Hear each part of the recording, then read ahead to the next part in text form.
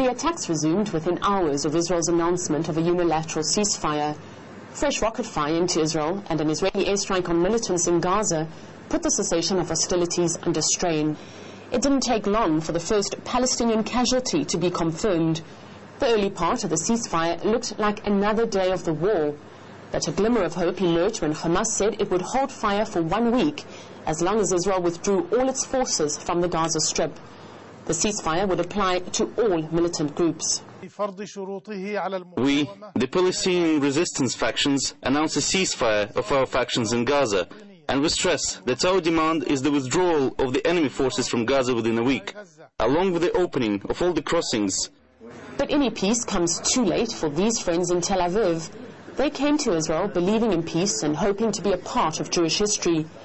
But today, 2 of the 3 have had enough of the bloodshed and are leaving.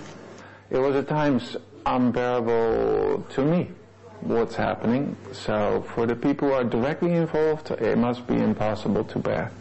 And of course, this is humanly unbearable.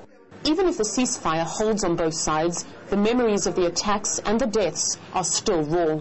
I think there's so much deep trauma within Israeli society that allows this, and I can't hold it in my system. I just cry, I'm angry, I'm helpless. And the same thing, I also feel attacked by people from abroad. All these demonstrations comparing Israel to Nazis, comparing us being monsters.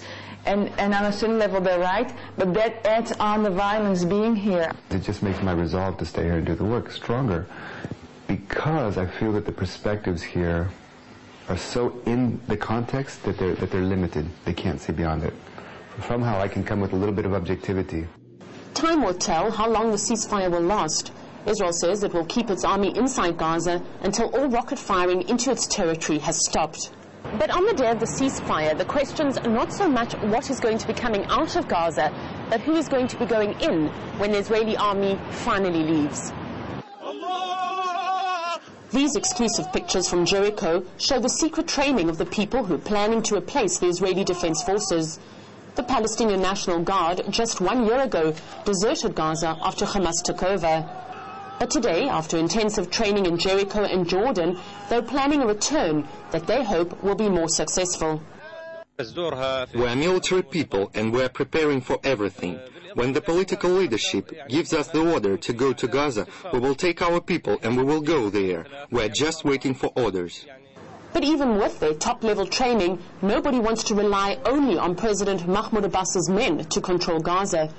It's very likely that alongside these soldiers, troops from the United States, Britain, France and Germany will also be inside Gaza, just like in Iraq and Afghanistan. Paula Slayer, RT.